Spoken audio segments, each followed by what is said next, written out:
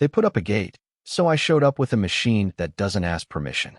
Yeah, this whole thing started with a locked gate in the middle of nowhere and ended with twisted steel, cracked stone, and one very expensive lesson about what you can't just redefine because you feel like it. Now, before you picture me as some unhinged guy with a bulldozer and a grudge, let me slow this down a second, because this wasn't about anger, it was about access. And where I come from, access isn't just convenience, it's survival. I own about 70 acres of timberland up in northern Vermont, deep woods, the kind of place where your nearest neighbor is a mile away and your cell signal shows up when it feels like it. It's not fancy land, no lakefront cabins or Instagram sunsets, just working forest, maple, pine, a little bit of cedar, and it pays for itself through logging contracts and seasonal hunting leases. Nothing glamorous, but steady, honest money, and more importantly, it's mine. Now here's the catch, and this is where everything matters. There's only one way in and out of that land. One dirt road. It cuts through two other properties before it connects to the main highway. That road's been there since, I don't know, probably the Eisenhower era, and when I bought my land, it came with a permanent, unrestricted right-of-way. Not ask nicely, not only on weekends, not if your neighbor feels like it. Unrestricted. That word's important, remember it. For over a decade, nobody had a problem with it. The folks who owned the front parcels before, old-school locals, they understood how this worked. You respect the road, you don't mess with access, and everybody gets along just fine. Simple. Then came Caleb and Rachel. They weren't from around here, New Jersey, I think. They bought the front lot in cash, quick deal, barely said a word to anyone, and within weeks, they started clearing land for what they kept calling their retreat home. And I'll give them this, it wasn't a cabin. This thing looked like a luxury lodge dropped into the woods by helicopter. Big glass windows, stone fireplace, solar panels, the whole we escaped the city aesthetic. Except they brought the city mindset with them. First time I met Caleb, I was hauling a load of timber down the access road. He flagged me down, real friendly, smiling, asking questions, acting curious. Hey man, you live back here? I told him yeah, I own the timberland at the end, been using this road for years. He nodded like he understood, said something like, good to know, and waved me on. That was it. That was the entire conversation. 3 weeks later, I came down that same road, and I hit the brakes so hard I almost kissed the steering wheel. There it was. A gate. Not some farm-style swing gate either. I'm talking full-on fortress vibes. 8 feet tall, solid steel bars, mounted between two massive stone pillars like it belonged in front of a private estate. There was a keypad mounted on one side, cameras angled down like they were waiting for someone to try something stupid, and that gate sat right across the road. My road. I sat there for a minute, engine idling, just staring at it, trying to figure out if this was some kind of misunderstanding, but deep down, I already knew. This wasn't confusion. This was control. So I called him. Caleb picks up like nothing's wrong. Cheerful, relaxed, probably standing in his brand new kitchen with a cup of imported coffee or whatever. I said, hey, you put a gate across the access road. That needs to come down. And he laughs.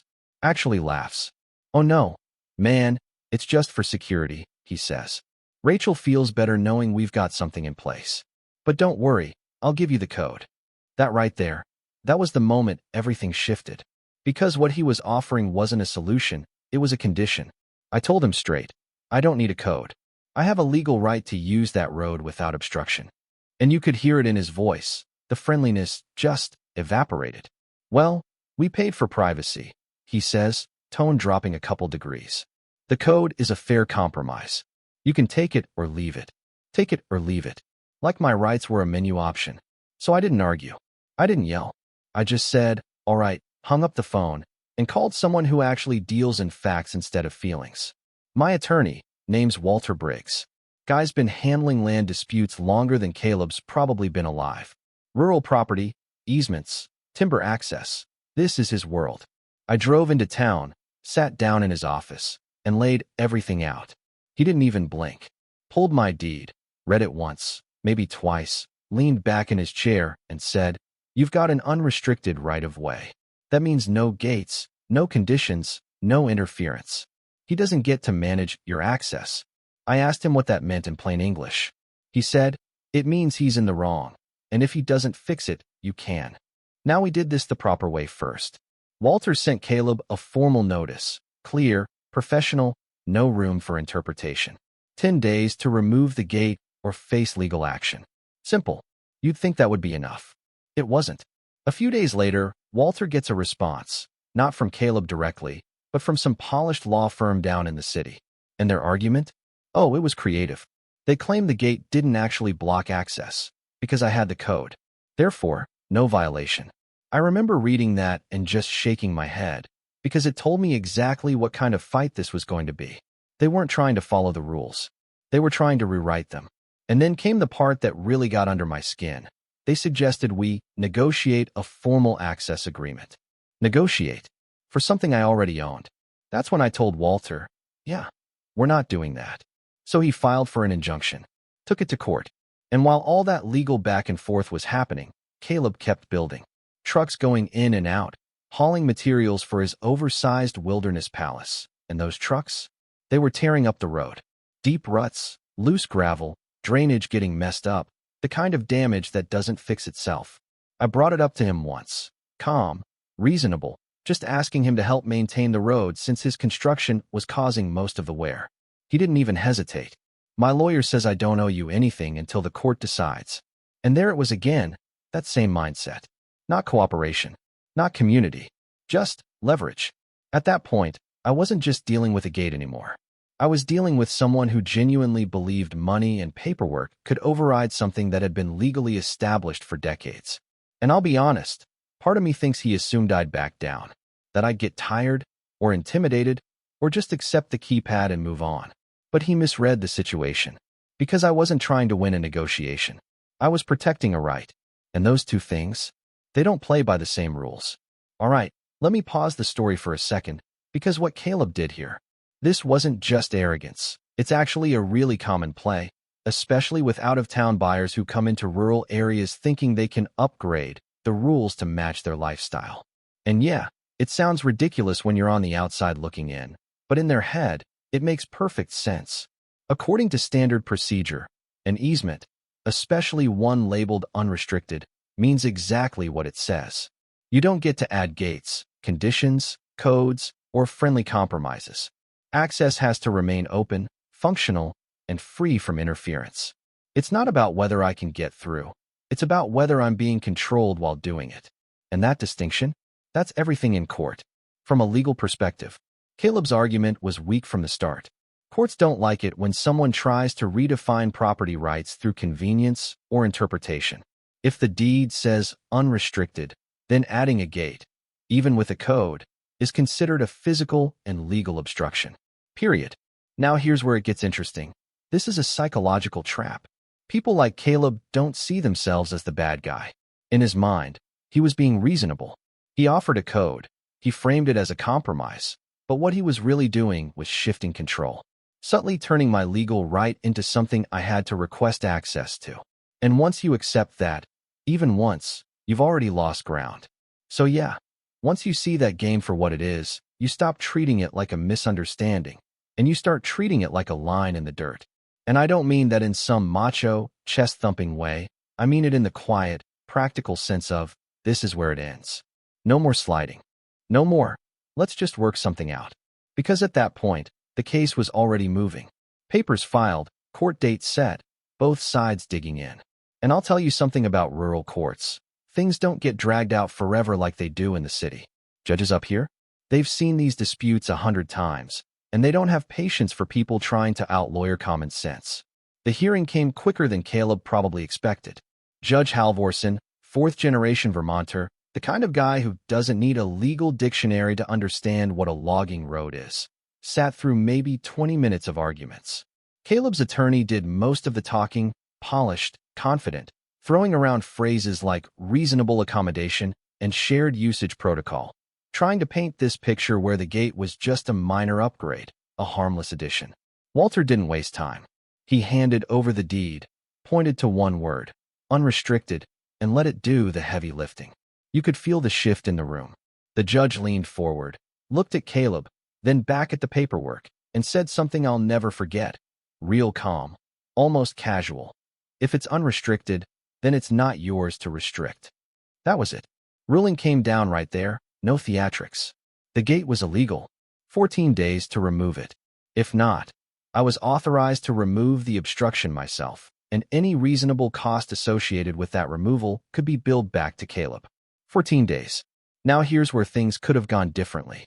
This was Caleb's off-ramp. Clean, simple, no permanent damage. Take the gate down, maybe swallow a little pride, maybe even fix the road he'd been chewing up, and honestly, we probably would have never spoken again. End of story. But some people don't take off-ramps. They double down. Day 1, nothing. Day 3, nothing. Day 7. I drive past. Gate's still there. Cameras still watching like they're waiting for me to blink first. Day 10 rolls around, and I start thinking, maybe he's waiting until the last minute. You know, save face or whatever. Happens all the time. Day 14, still standing. And that's when it became real simple again. Because once a judge gives you permission, it's not a threat anymore. It's an option. And I don't leave options sitting around. So on day 15, I made a couple calls.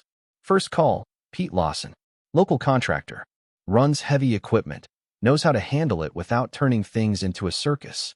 Good guy, steady hands. Doesn't ask a lot of questions. I told him what I needed. He paused for about 2 seconds and said, "What time?" Second call, Walter. Told him we were moving forward. He said he'd be there to document everything. Make sure there was no gray area. Third call, the county sheriff's office. Not because I needed permission, but because I wanted everything clean.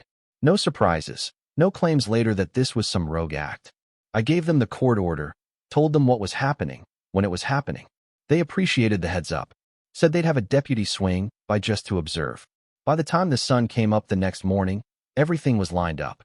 There's something about early mornings out there, the kind where the air is still, trees barely moving, and you can hear an engine from half a mile away. That's how it felt when Pete rolled in with the bulldozer. Low rumble, steady, like it already knew what the job was. We parked just short of the gate. I got out, took a second, looked at it one more time. 8 feet of steel and stone, sitting there like it owned the place. Cameras angled down, probably recording everything.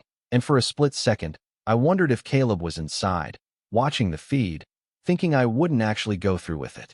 People like him usually think there's always another step before consequences.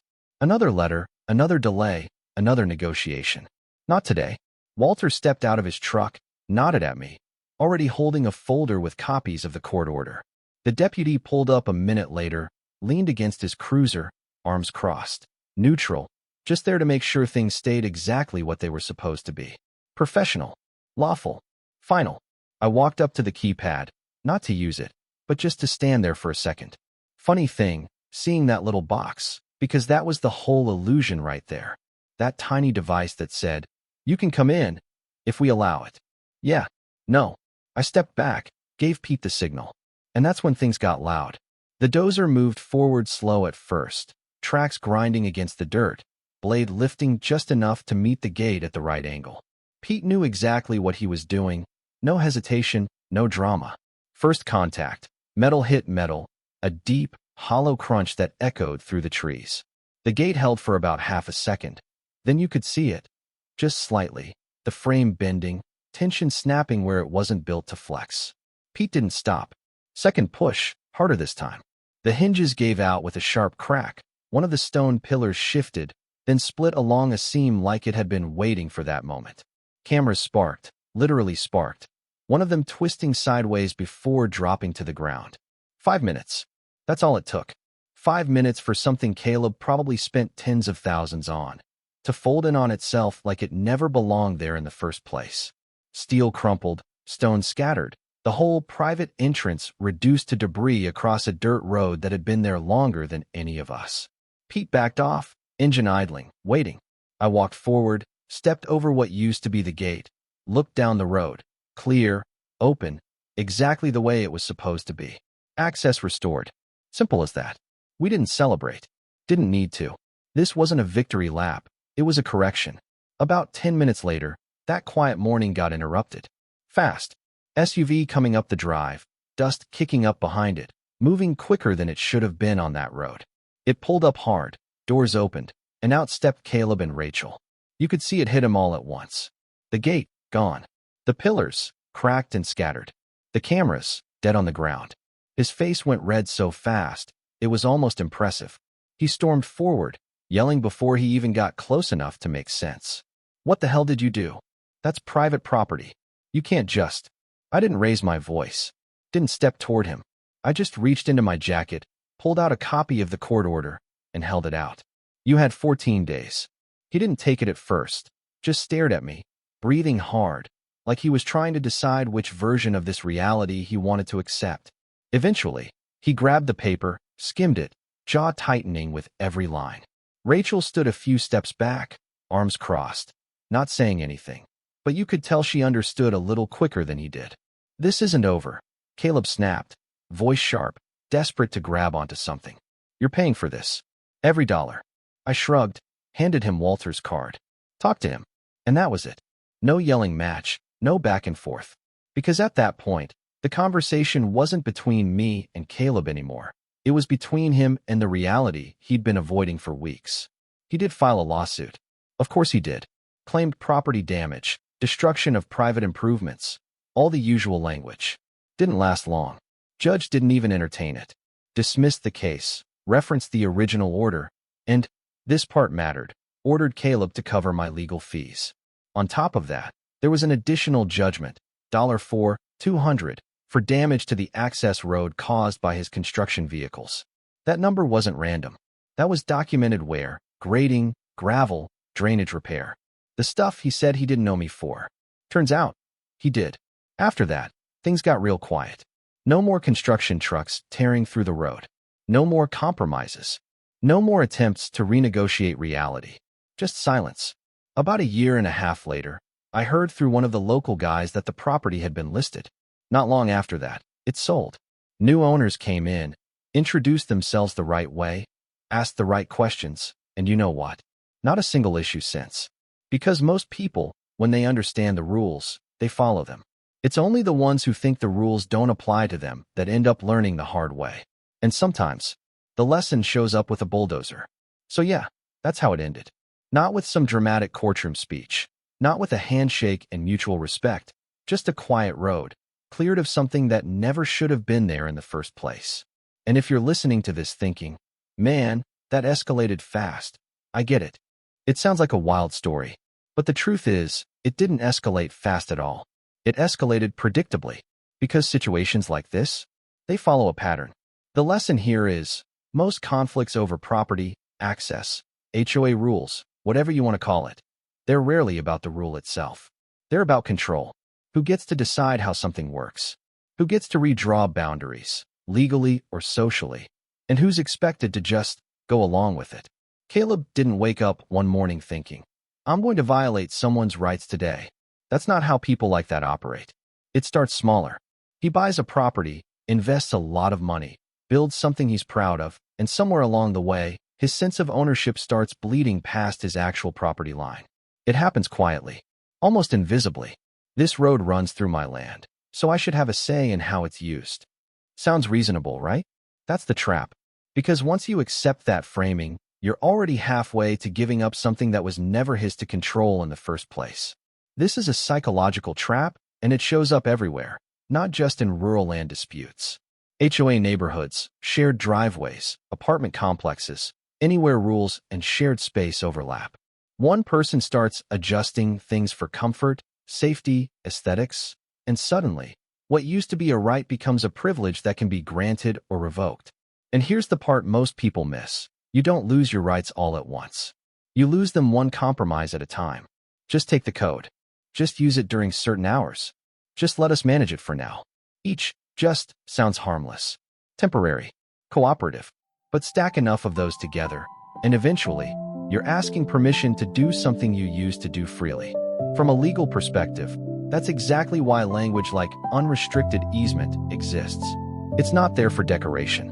It's there because, over time, people will test boundaries, intentionally or not.